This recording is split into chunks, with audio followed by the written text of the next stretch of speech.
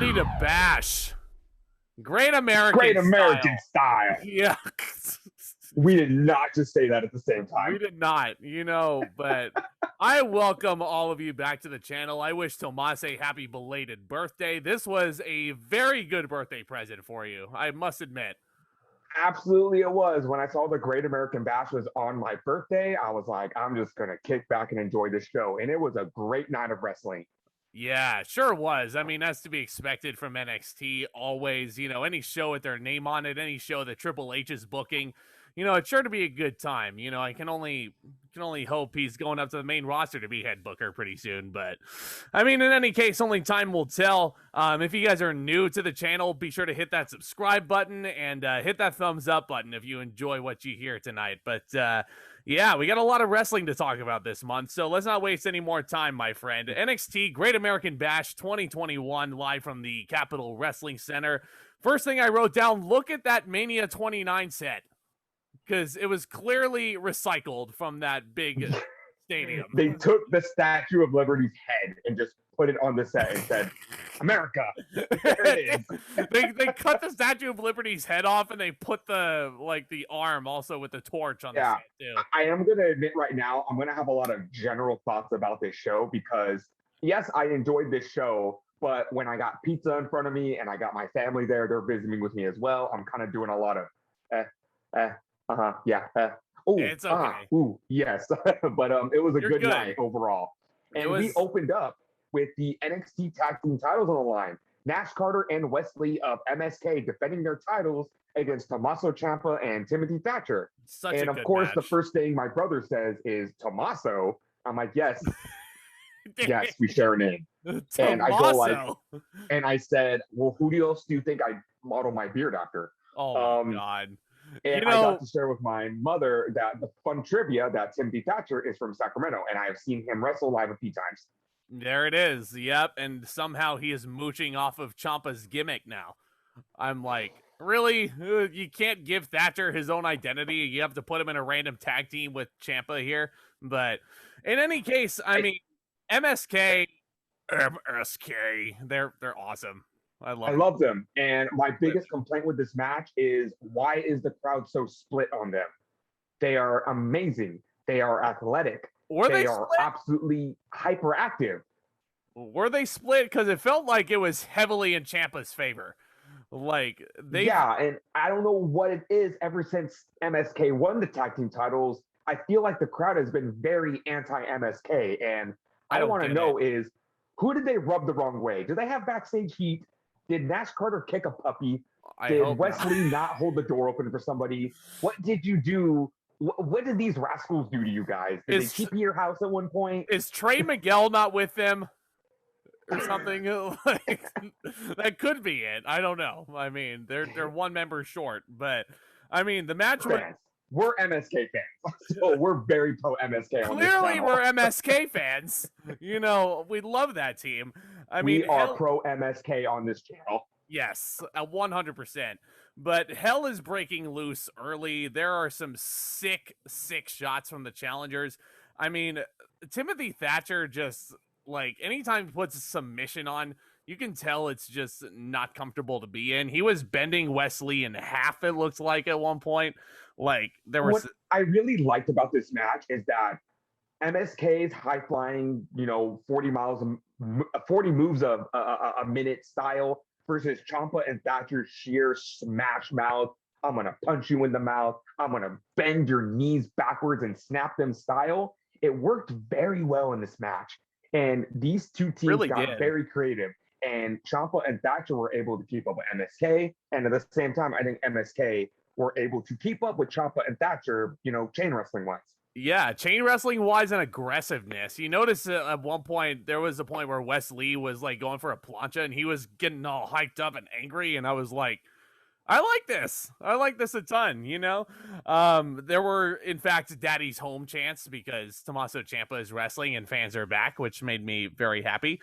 Thatcher did sacrifice himself on a plancha at some point, taking it for Ciampa, hits a stiff clothesline, and you get the classic applause, pats himself on the back, and I'm like... to go off topic for a second, I don't know what it is But starting last week and especially tonight, did did the audience need some like cold water splash in their face? Did they need to did they need their cup of coffee because they woke the fuck up for this show? Did. Yeah. I don't know. Like, they were definitely more active than they were for In Your House, which is strange because In Your House was a pay-per-view. This is just a regular episode of NXT. Yeah, again, maybe they just needed their coffee. Maybe for sure. I sure needed my coffee this morning at work, but yeah, no. And now I'm all hyped up for this. There was a point where like Wes Lee pushed Nash Carter into a moonsault on Thatcher in midair, and I was like, this is why I love MSK. They're just so innovative on offense. That's MSK's signature, and I remember seeing that move in Impact, and the fact that they brought it over to WWE. That's a hard move to pull off. And someone has to do a full backflip, and they have to trust their partner to push them at the perfect timing so they land on their opponent. Yes. And this one was smooth. In Impact, they would do it in a way where Nash Carter, who was known as Zack Wentz in Impact Wrestling, well, that's his real name, he would do the flip, and Dez, who is Wes Lee, I get their names mixed up. He would push them, and he wouldn't complete the full flip, and he would land like back first on his opponent. So I feel like here in WWE, they've really, they tightened that move up, and they made it a lot cleaner. There's a lot of Lees in wrestling, I'm noticing. Wes Lee, Too many. Keith Lee, Mr. Brody Lee. Too many. Yeah, there's a lot of Lees. Xia Li, yep, exactly. Too fucking many Lees. Yeah. Oh, Cameron Grimes' name used to be Trevor Lee. Too many Lees. There's so many Lees, yeah. But I would like to note both these teams are baby faces, right?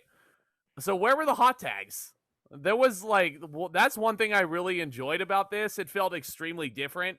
Frequent tags on both sides. I didn't really feel like there was a point where there was a typical usual hot tag. So it felt very different from the normal tag team title match that we're used to. And you would think that with Ciampa's and Thatcher's style, they would bring the match to a screeching halt and, apply a lot of submission holds, a lot of wrestles. No, I give Ciampa and Thatcher a lot of credit in this match for keeping up with MSK. It's kind of like they told these guys, hey, we're going to wrestle this match your way. And, we're going to keep up. Yes, and they did. For sure. Timothy Thatcher did break up a pinfall after Wes Lee hit a spiral tap on Tommaso Ciampa. I always love when I see the spiral tap because AJ Styles never does it anymore. So, you got to get MSK to do that move. Fairy tale ending into the ankle lock. I almost said the angle slam, the ankle lock. I almost sang the song, but anytime I see that in my nose, I think of the Sexy Kurt song. But in any case, Ciampa is bull rushed into Thatcher as he's got the ankle lock. And there's a little miscommunication from the challengers. Wes Lee locks in an inside cradle on Thatcher, and that's a 3 count. So, again, that's how you book a strong babyface in defeat, I think, especially in a title match. Yeah, I feel like the surprise roll-up has been a little overused in WWE lately, but I think this was a good way to keep Ciampa and Thatcher strong. Yeah. And to not make them, obviously you could even say this was an upset considering the fans were so pro Thatcher and Ciampa in this match. Yes. I want to see MSK run with these titles a little longer. Me too. If it's a few months from now and we're still getting like this lukewarm reception, I don't know, maybe turn MSK heel. They're still trying to find their footing in NXT right now. Mm-hmm. And, if the fans really are rejecting them for some reason, again, you might have to turn them heel. I don't understand that, I mean, only turn them heel if it makes sense. I mean, their offense clearly screams babyface, but again, you could make it work, but... Or, hey, Triple H, do something different. Watch their stuff in Impact. Give them the stoner gimmick. Fuck them up to Monday Night Raw and pair them up with Riddle. You could do some funny shit with that. No, that would do some funny shit. Go watch the Treehouse skits in Impact. Okay. And tell me those are not funny. I mean, pairing them with Riddle would be too obvious, though, wouldn't it? Again, go watch the Treehouse skits in Impact Wrestling, and you will know what non-subtlety looks like. Can do. But I gave this match 4 stars. I really dug it. I love the different dynamic of the match. Maybe perhaps MSK's best as the champions. I don't know about you, but I mean, I would think so, yes. I'm not going to count In Your House because that was a 6-man tag, but that match was excellent as well. These rascals are just fun to watch, and I don't get why the fans don't like them. I'm not saying the fans are like, boo, fire them. I'm just saying there's a lot of MSK suck chants, and I don't understand why. Well, we do have other things to mention in the main event once we get there. Some of these other chants, but it's not the crowd's fault. Oh yeah, I give it 3.5 stars. This was a very solid match, and I really enjoyed it. It was a solid opener. But believe it or not, I feel like it gets outshined by another tag team title match later tonight. Really? Stay tuned for more. Okay, yeah, we'll get to that.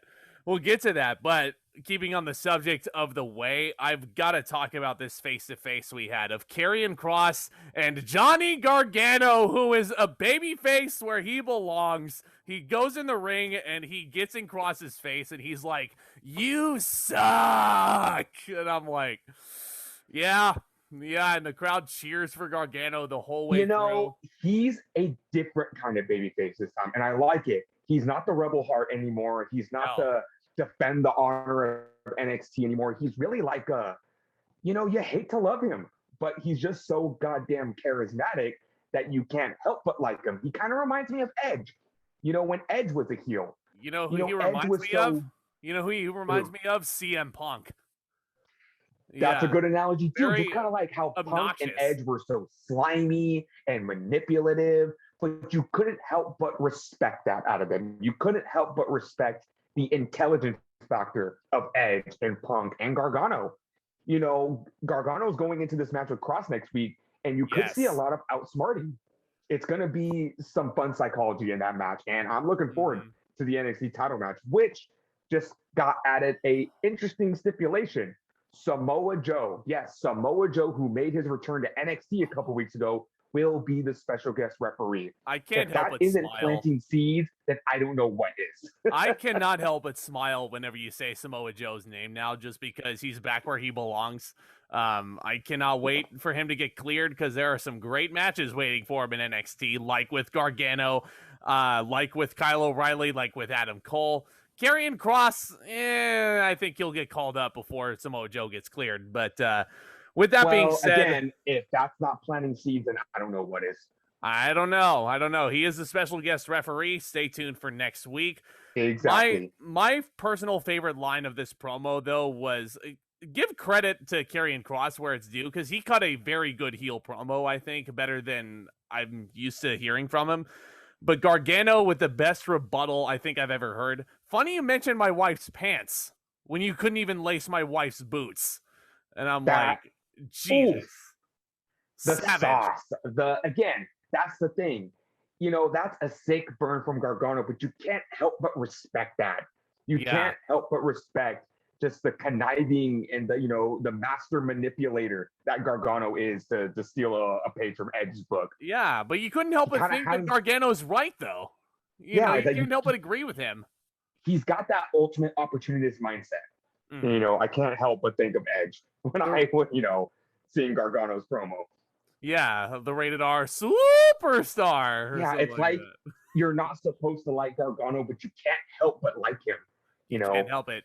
He's like that slimy douchebag popular kid at school that you can't help but respect, and kind of in the back of your mind wish you were his friend.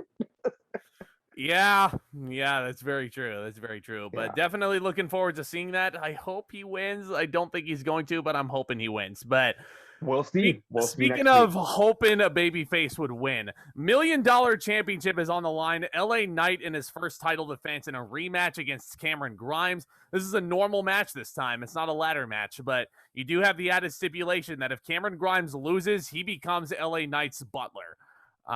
His Virgil, if you will. No one wants to be anybody's Virgil. So this is a big match for Cameron Grimes. Now that you say that, considering what you just said, loser becomes the Virgil, you can't help but think, but Ted DiBiase has his hand deep into this pot, into this storyline.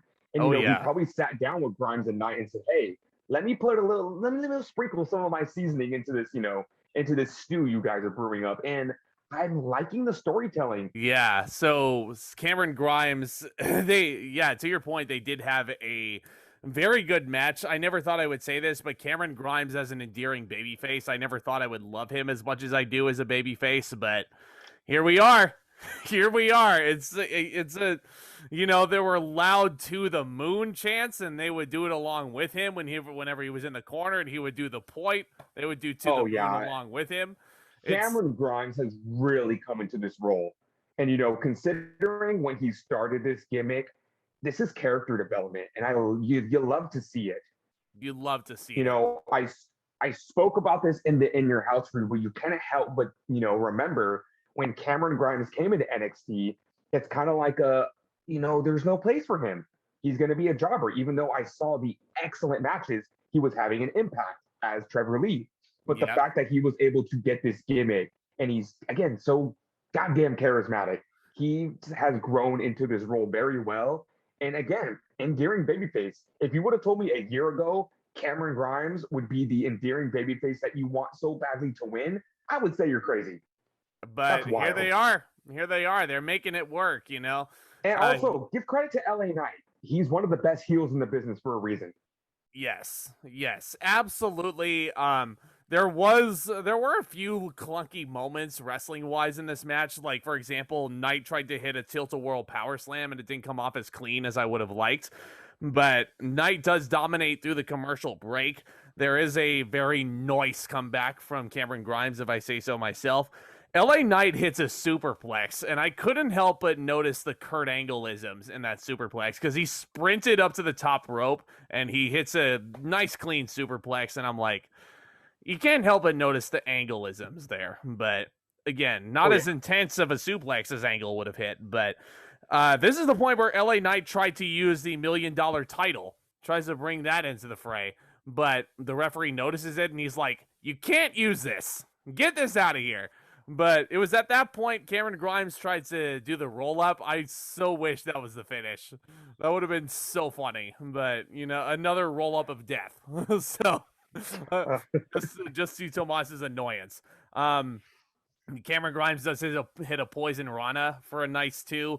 Grimes, his eyes are bugging out, and he's like, no! He kicked out! It was such an excellent sell. I loved it. But very creative finish, I will say as well. Very creative finish. The belt ends up on the floor somehow, and LA Knight hits a DDT right on the title where that was stationed on the floor.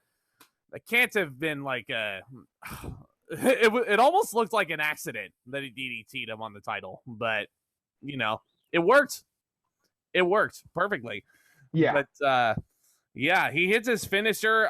Tomas, what's his finisher called? I can't remember for the life of me. Oh, God. I was thinking about it. I cannot remember. I don't understand why he's not using the gravy train. That's his... Come on. I mean, and I know it's just white noise. I know it's just the air raid crash, but come on. It's where he made his name with that move. Mm-hmm. The gravy train. Yeah, no, he hits his finisher, and honestly, I was surprised, but it needed to happen. LA Knight wins, he retains, and now Grimes has to be his butler. Why did this need to happen? For 3 things. Knight needs to continue with this momentum. He needs to remain the $1 million champion, and also, you know what's going to happen next. He's going to humiliate Grimes. He's going to make him do all these terrible chores. He's probably going to make him pick up his dry cleaning. He's probably going to make him get coffee and throw it into his face. He's probably going to make him do all of these humiliating tasks. And you're going to want to see Grimes get that revenge. And Grimes is going to get that revenge. And he's going to win the championship back. So you're going to see some disgusting things in the next few weeks, but it's going to be worth it. It's going to be worth the payoff. For once, wrestling fans, take that instant gratification mindset and throw it out the window for the next few months, because if they can drag this out, the payoff is going to be wonderful, and you're going to love Grimes for it. Yes, I agree. He's going to cut all of his hair off. He might become clean shaven, Yeah, humiliate him like they did Chuck Taylor in AEW. Yes. Even though I don't think that needed to go longer. It totally I did. know that was just to keep Taylor busy while Trent was recovering from an injury, but still, they could have held that off a lot longer than they did. Yeah, I totally agree with that. But here we are, the match that somehow stole the show in your book, it sounded like. It's the Way defending against Zoe Stark and Io Shirai, the women's tag team titles, that is, NXT women's tag titles. Can we just call Io Shirai up already? Why is she still in NXT right now? Yeah, but spoiler alert, it sure looks like we're not going to do that anytime soon. Son It's of a just so bitch. wild. And let me Yeah. tell you, before I go into praising this match, I wasn't all that crazy about this match going in. Again, they threw Stark and Shirai together for some daunting reason. There's no women's tag teams in NXT. Again, what's with the stalling? Well, then, fans come back next week. Well, then why have titles? Why have titles if there are no teams, women's tag teams? Again, we're already in the phase of they're throwing women together. Yeah. And again, this is good for Stark. I don't think Shirai. Okay, we're getting ahead of ourselves. We are. Other than that, I thought this match was excellent. These four ladies really put it out there. And they did. We know Shirai and LeRae, they're going to put on a good match. I liked seeing what Hartwell and Stark could do in this match because I feel like Indy Hartwell as a wrestler, we have not seen that much from her. And she has really grown into her own being a part of it. Yeah, no, I can agree with that. I did enjoy the story of this match, and Beth Phoenix was actually the first one to note this on commentary, and this immediately set the tone. Candice LeRae has never beaten Io Shirai, ever. So that is, a key, simple point to build off of, and I never hear that point brought up in any wrestling match ever anymore. So it was really, really nice to go back on that history, especially between two rivals like Io and Candice. So, to build off of that, I think it's great. I think Indy Hartwell did very well in this match. I still support indie wrestling. I think she had a solid showing.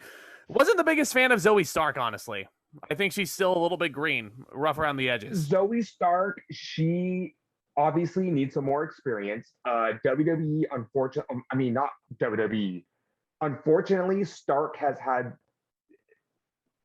I'm sorry to be redundant, but she's had the unfortunate mishappening is that WWE has put so much hype into her, literally from her debut, saying that, oh, look at this amazing new talent that we have, and she's, gonna do this and this and this. Like, that's a lot of pressure to put on her. Yeah. And then in her second match, she's in there wrestling the champion. Of course, she's gonna lose. It's like, sorry to get off topic. It's like the same thing they did with this guy in NXT UK. I cannot remember his name, but they were having Seth Rollins and Cesaro and Triple H put this guy over huge. And I'm just sitting here talking about, well, pressure's on, buddy. You better live up. It can't be Walter. It can't be Walter because Walter's awesome. No. This is a recent guy. And he's not a bad wrestler, but when you got Seth Rollins and Cesaro really putting you over, well, fuck, you got to succeed now or you're going to look like a chump. Yeah. And unfortunately, I think that's what they're doing to Stark right now. You know what? I'm not saying you're setting her up for failure. I'm just saying they're putting a lot of pressure on this girl. Yeah. Sorry to cut you off, but you know what Zoe Stark makes me think of right now? Lacey Evans' main roster push in 2019. They put Lacey Evans out there when she wasn't ready against the Raw Women's Champion of all people, and Lacey Evans was kind of exposed. I hate to say it, her matches were not that good. I still remember going to an episode of Raw where Lacey Evans was in a tag match, completely sandbagging a Bayley to belly, and it did not look any good in Bayley's hometown. So there you go. That's a very good point. I wouldn't say Stark is that green, but I just feel like she's put a lot of pressure on and she constantly loses, and you know how much I hate that. Yeah, but spoiler alert, she did not lose this match. She actually did get the pinfall. Yeah, and there was a fun twist at the end of this match. For weeks we've been seeing a battery charging. And when it was at 50%, I was like, well, we're not going to get this for another 6 weeks because it's probably going to go up 10% every single week. No, by last week, it was like at 80%. And I'm just like, who is this? Someone's fully charged and ready to go. Tegan Nox, Captain Marvel herself. Lady Kane. She is back. I love Tegan Nox. She is a fantastic wrestler, but please, please stay healthy for longer than 6 months. Please. Yeah. Please. She's got the My potential to be the goodness. next NXT Women's Champion, taking it She off of has been Raquel in NXT Gonzalez. for what, 3 years? And I feel like 2 of those years have been spent on the show. I want to see what they can do with this girl. Please. We love her. She's too good. Yes, she comes out. Tegan Knox is back. She, she's able to. She takes Candice LeRae out, right? Mm-hmm. Yeah, she's getting some stuff out of the way. Oh, she made God, that pun on Twitter. Yeah, I know. I mean, she made that pun on Twitter. I cannot take credit for that. So, I should note before Tegan Knox walked out to the ring, I'm just noticing that Candice also has a headband like her husband does. Can you get any more obnoxious with this gimmick? I absolutely love it. There were also dual submissions at some point. Candice had Io Shirai and the Gargano escape. Indy locked on the silencer on Zoe Stark, which, as you'll recall, is the Creep Farm's finisher. The creep from the Creep Farm. Dexter Loomis. Yep. You'll be asleep soon, Zack. Dexter Loomis doesn't show up at your room tonight. No, he won't. He won't. Yeah. Not like he's going to watch this, So, basically, Tegan attacks Candice, and Zoe Stark hits her finisher on Indy Hartwell, and there's new champions. Already. Yeah, once Knox ran interference, I was like, oh shit, LeRae and Hartwell are going to lose the titles. Which, okay, on one hand, I really like Candice LeRae and Indy Hartwell. I wanted to see them run with these titles. But at the same time, good for Zoe Stark, because, I can't sit here and complain that she never wins and then complain that she won. Yeah. So I'm glad that Stark got the rub. Shirai doesn't need this rub. That's for damn sure. Yeah, but no, she doesn't. Shirai needs to be on the main roster. Yeah, let's see. I mean, I really enjoyed this match. It was a lot of fun, especially near the end. And the crowd really came alive for this match. And I just think the ending was just a little more creative than the men's tag team title match. So go ahead, give your rating. What you got? Oh no, I give it 3 3/4 stars. Really? And it just makes me wonder what's going to happen next. Obviously, we're getting a Tegan Knox and Candice LeRae feud, but with rumblings of a lot of call-ups, you got to think about the way. You don't think you want to see them on Raw or SmackDown? I would love to see Johnny Gargano become the Universal Champion at some point, but I don't know. We'll see. I mean, I doubt it, just judging from how hot Roman Reigns is right now, and, but that's a dream scenario. Gargano is the world champion, but I mean, I groaned at this finish. Again, Io Shirai, I feel like should have been on the main roster months ago. The match had good wrestling, but I felt like it was kind of overshadowed by the Tegan Knox return. Like, I'm not going to remember this match next week. Like, I'm only going to remember the Tegan Knox return. So that's why I gave it... After Tegan Knox, chased Candice LeRae out, the commentators had to, refocus and be regroup and be like, oh, hey, don't forget, we have new champions. We can't ignore them. It was kind of awkward, but I enjoyed this match despite my criticisms of it. Yeah. I'm gonna go with 3 1/4 though. I feel like despite Vic Joseph's attempts at trying to, this is a big moment. We got new tag team champions over here. That's a terrible Vic Joseph impression. I'm still working on it, but I just felt like everything else was overshadowed. I'm not gonna remember any of the wrestling in this match, as hard as they worked. It was all overshadowed by an awesome return, and I'm happy to see Tegan Knox back, but. I mean, yeah, it was good. It was good though. I liked it, but I can understand why you would love it as much as you did. But hey, speaking of titles, you want to talk about this gimmick for a little bit? The Hit Row North American Championship Cipher. Isaiah Swerve Scott defeated Bronson Reed a week ago for the North American Championship, because it sounds like Bronson Reed's getting called up, buddy. That's what it sounds like. Before he wins the NXT Championship. I don't understand it. For an entire year, I have sang Bronson Reed's praises, and we watched him climb to the mountaintop, finally, and get that North American Championship. And he held it for 6 goddamn weeks. Yep. And he already dropped it to Swerve Scott because Vince McMahon can't help himself and he's going to buck him up to the main roster and he's going to be wearing a chicken costume, singing songs with Elias before you know it, and he's going to get ruined. I fucking hope not. Vince, don't screw this up. Bronson Reed is too talented. But you know he's going to screw it up. God, don't jinx it. Knock on wood, please. But point being, your new North American champion is, in fact, the ultra-talented Isaiah Swerve Scott. I was going to gush about Hit Row for a little bit and how different it was for NXT, but then I listened to this rap. It clearly went on way too long. Like, okay, let me praise Hit Row for a second. Yeah. You know I love factions. Me too. And you have, and I love a faction done right. I love a faction when you have, especially in NXT, when you have an established guy like Swerve, and you have three people that either have not gotten exposure on TV, or a guy like a Sean TV Adonis that's kind of just been treading water and he hasn't found his niche yet. When I saw a Sean TV Adonis in this group, boom, there you go. There it he is. Found his spot. You know, when you're, and I like Top Dollar. He's very charismatic and he's damn good in the ring. Yeah. And Misbehave, I don't know really much to say about her. She's kind of just a ballet right now. I don't know if she's going to get in the ring. And, you know, it's cool. I like it. It's different. It's, you know, it's the seasoning on a bland piece of chicken that, you know, sometimes wrestling needs. Absolutely. But I do get what you're saying when I skipped this segment. Yeah. I skipped the segment. I knew nothing was going to come of it.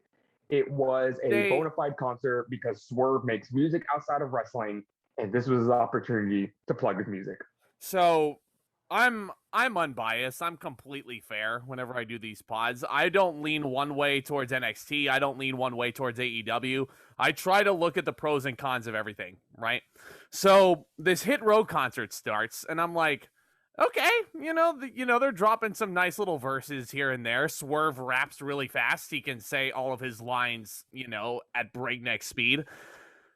But then it just keeps going and going and going. And I'm like, okay, this could have been added to the Adam Cole-Kyle O'Reilly match, for all I know. This could have been added to the freaking tag team title match. Their performance started on the entrance ramp. Swerve got a verse. Dalla got a verse. Behave got a verse. Did Adonis get a verse, or was he just on the DJ? I don't know. Was he on the turn? Okay, and then I don't remember. It goes to the ring, and they all get another verse, and I'm just like, when it started, I mean, So okay, this is gonna sound weird, but I had family over, and I knew it was just gonna get awkward, so I was like, fuck it, I'm skipping this segment. Yeah. So let me just say this, ladies and gentlemen. If you're going to make a rap gimmick work in wrestling, quality over quantity. That's all I'll say. Case in point, look on Dynamite and look at the Acclaimed. Look at the verses Max Caster drops every single week. They are extremely savage. I did not hear one zinger out of Hit Row this entire 5-minute segment. Also makes music outside of wrestling. Yep. He made a diss track to Moxley and Kingston because he knows that's why the fans watch him. He combined the two. I'm a big rap fan. I'm sure Swerve's music is very nice. I'm going to sound very mean when I say this. Keep it on your side. Make that your side hustle. R-Truth is the perfect example. R-Truth makes rap music. You don't hear any of his stuff on Raw other than his entrance. Yeah. You want to listen to R-Truth's music? Look him up on Apple Music. You want to listen to Swerve's music? Check out his Instagram page. He posts music there all the time. Yep. Yeah, I'm just going to leave it there before I piss anyone else off. It's almost like, I'm sure I was going to make some people upset when I said that. But again, if you need a rap gimmick to work, just look at Max Caster. Because, again, he drops zingers on his opponents. Hit Row did not drop one zinger on the Great American Bash. To lighten the mood a little, how fucking hard would you laugh if Swerve ended up dropping this title to Leon Ruff like in 2 weeks? I would be so pissed off. I would be so mad. But I mean, nothing. I would laugh, but I would like it. Nothing against Leon Ruff, but like, you can't hot potato the title like that anymore, Russo. But no. All right. So, are you ready for a terrible Vic Joseph impression to introduce this next main event? Cole O'Reilly 2. Here we go. It needs some work, but Adam Cole versus Kyle O'Reilly. This is not unsanctioned. This is just pure straight wrestling. This is one of my biggest pet peeves. Whenever you have a big feud in wrestling like this, you go from a huge gimmick match, like an unsanctioned match, or God forbid, a last man standing match, and then the next match they have is just a normal traditional wrestling match. I'm like, what? We even forgot to mention that that's what they did with Grimes and Nine. They had a ladder match in your house, and now here we are to a wrestling match, which I didn't necessarily have an issue with, but I do get it. That is kind of some ass backwards booking. It really is. It really is. But the crowd is very heavily chanting for Adam Cole. He's the heel. But regardless, you have some nice chain wrestling going on between the two, and it remains that way through the rest of the match. This was the match of the night right here. Surprise, surprise. It's Adam Cole versus Kyle O'Reilly, my friends. At some point, O'Reilly hits a head scissors, I think. He hits a nice move, and the fans start chanting, "You still suck." And I'm just like, what the shit? Excuse me? Excuse me? Yeah. Kyle O'Reilly does not suck. Where did that come from? Case in point, I wrote down some of the submission holds he had. Hold 1, arm bar. Hold 2, ankle lock. Hold 3, work Cole over while the crowd cheers on Adam Cole. There you go. The crowd was on something. If this is a omen of things to come, I'm very looking forward to Money in the Bank next Sunday. Oh boy, I can't wait to hear them cheer for Roman Reigns over Edge. Like, you know they're going to. You know they're going to cheer for Roman Reigns. It's going to be wild. Yeah, but there is a neck breaker by Adam Cole on the floor.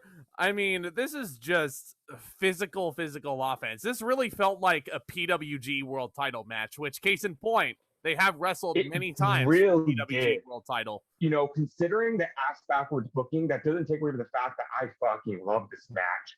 So good. So awesome. I mean, just a lot of double underhook suplexes by O'Reilly. Cole hits a backstabber, and then it gets personal.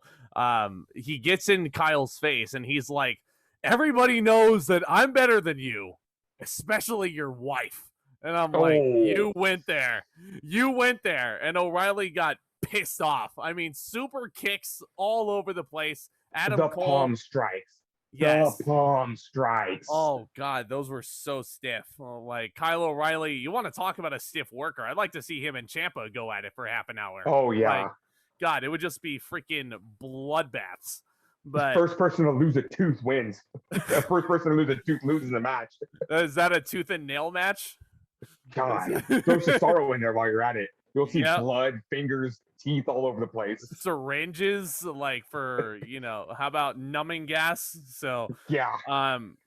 Adam Cole works over Kyle O'Reilly's knee a little bit. It's absolutely back and forth. Kyle O'Reilly hit one suplex, and I swore it was folding Adam Cole's neck 3 different ways. It looked nasty. It looked so uncomfortable. But Kyle O'Reilly once again hooks in an armbar, transitions into a heel hook, which somehow is countered into a figure 4 by Adam Cole, which of course the crowd woos at. Countered again into a heel hook. Is that O'Reilly's finisher, the heel hook? I don't know. Do you think it's the heel hook? I feel like it's his finisher because he has a whole t-shirt. He has a whole t-shirt as a tribute to the heel hook. So yeah. I mean, it's got to be his finisher at this point. There's one of my favorite spots of this match was the Panama Sunrise on the floor. Good Lord. And somehow O'Reilly gets his foot on the rope, and that's not the end. I'm like, Jesus Christ. He does hit the Moxley clothesline, the wacky line, as Michael Cole called it. Please do not call up Kyle O'Reilly and try to give him Dean Ambrose's old gimmick. Don't do that, please. That would not be good. Basically, very off topic, but Jon Moxley is doing very well in AEW right now. Oh yeah, very extremely unrelated. Yeah, for sure. Yeah, not to cause any controversy, of course. Adam Cole hits the last shot. O'Reilly kicks out. That's where I legit got up out of my seat and I was like, wow. I don't remember anybody ever kicking out of the last shot. I mean, Yeah, that was you know, absolutely insane. I'm sure Gargano has kicked out of the last shot so many times, but I just don't remember off the top of my head. I haven't seen their TakeOver New York match in a long time, so might have to change that pretty soon. Not to get too off topic, but finish comes around, and it does come down to, who can hit the most finishers on their opponent. One more Panama Sunrise and a last shot does the trick, and 50-50 booking strikes again. Adam Cole gets the win this time, and I'm sure the crowd was extremely happy about that. They cheered. He's the heel, but in any case, fantastic wrestling match, Tomas. This gets 4.5 stars. I loved it. This match was excellent. I agree with the 4.5 stars. This was just, if you just enjoy fantastic wrestling, check out this match.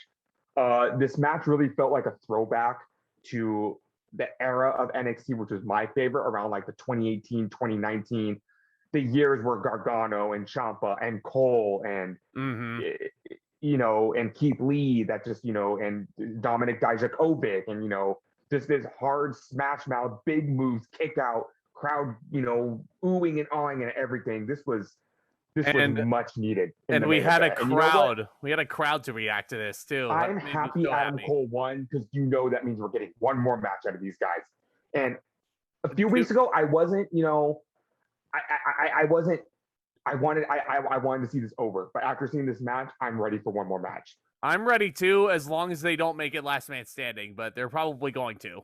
All things considered, I'm going to hate every second of it, but I mean, that's a definitive end to the feud. I'd like to see a Hell in a Cell match in NXT. That might just be me, but again, you can't always get what you want with wrestling. But absolutely fantastic main event, brilliant psychology. I think it's going to come down to personal preference. I'm pretty sure I gave the unsanctioned match at Stand and Deliver 5 stars, but again, it's going to come down to personal preference on what kind of wrestling you like. So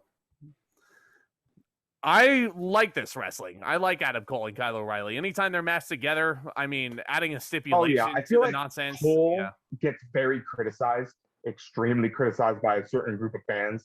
But I like him. His I love Adam Cole. He entertains me. And at the end of the day, that's all I want to be. I want to be sports entertained. Yes, and Adam Cole does that. Future WWE champion, mark my words. Calling it right now. But Great American Bash, I enjoyed it. 8.5 out of 10, I would say. I would have liked a 2-night Great American Bash just to give more people a chance to shine. I would have liked the NXT Championship match to feature on the Great American Bash, but if it's only one night this year, I can't really, complain too harshly on it. This was still a very solid outing from NXT. Oh yeah, this was a fun night of wrestling. It was a fun. I see what NXT is doing. They're combating AEW with the special episodes. They have some of the names of these WCW pay-per-views, like the Halloween Havoc, like the Great American Bash. We got AEW with Road Rager. We got Fyter Fest Night 1 and 2 coming up. Yeah, there's still a little war going on, and honestly, competition brings out the best in everybody. So it does. I welcome this. It does, and it also brings out the best in our content, I'm sure. So everybody, please stay tuned for the month of July. We're jam-packed. So don't expect the Road Rager review until next week. We'll actually be reviewing that after night 1 of Fyter Fest, just to kind of fill in that gap. And then what we'll do is we'll do both nights of Fyter Fest in one big pod. So you can expect that. Fight for the Fallen. Money in the Bank also is coming up, headlined by Roman versus Edge, Lashley versus Kofi, 2 Money in the Bank ladder matches. I'm pumped. And fans. Headlined by fans. 9 more days, ladies and gentlemen. Headlined by fans. At the end of the tunnel. Hang in there. I know I'm hanging in there. Me too. Make sure to roll up your sleeve and get vaccinated if you haven't yet. That's just a cheap plug. Speaking of cheap plugs, if you haven't yet, what the heck are you waiting for? Smash that subscribe button and that thumbs up. Also, if you enjoyed the video, I appreciate you guys sticking with us. It's going to be a fun ride. I can already tell, folks. But with all that being said, commence that back talk. We'll see you next time.